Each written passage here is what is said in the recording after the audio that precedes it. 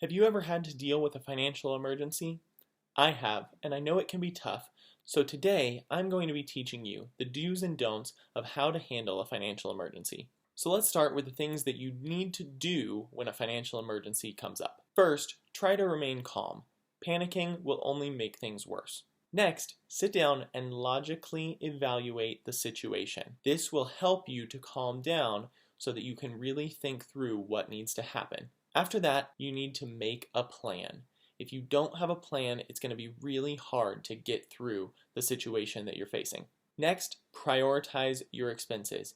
You need to make sure, even in a financial emergency, that you protect your four walls: the food for your family, your utilities, your shelter, and your transportation. Those are the most important things that you need to deal with along with the financial emergency. After that, you'll either find a way to fit things in or figure out what you need to cut out during the financial emergency. Now, the next couple of do's are going to be based on if you do have an emergency fund available to use. First, you're just going to pay for the emergency out of your emergency fund. That's going to solve the financial crisis, but you still have to build that emergency fund back up. So the second thing you're going to do is to adjust your budget to put more money back into savings so that you have your emergency fund built back up as quickly as possible so that you're ready for the next emergency that comes. As we continue in the do's, the next section is going to be if you do not have an emergency fund. The first thing you'll need to do is find extra money to cover this emergency. A few ways to do this may be to sell some things in your house that you're not using. You might need to find a part-time job.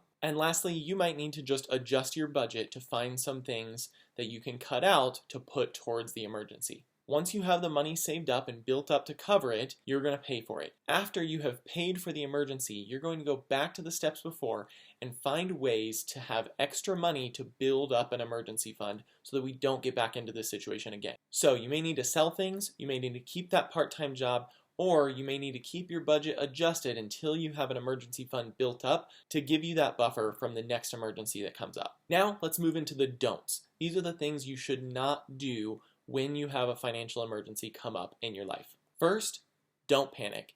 This is going to be a hard thing to do. Anytime a financial emergency comes up, whether you have an emergency fund or not, it's going to cause a little bit of panic. Don't let yourself stay in that panicking mode. Make sure you deal with it properly, calm down, and then move forward with the steps I mentioned before. Next, don't try to handle this alone. If you're married, ask your spouse to help you bear the burden of the financial emergency. That's what they're there for. They're going to be willing to help. They don't want to see you bear this burden alone either. Additionally, you could find a financial coach like myself to help you get through this.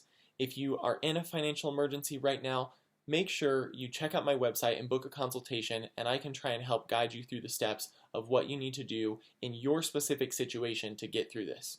Next, do your best to not go into debt to cover this situation. It's going to be hard. You're going to want to just reach for the credit card and put it on there, or go to the bank and take out a personal loan just to cover the quick problem at hand.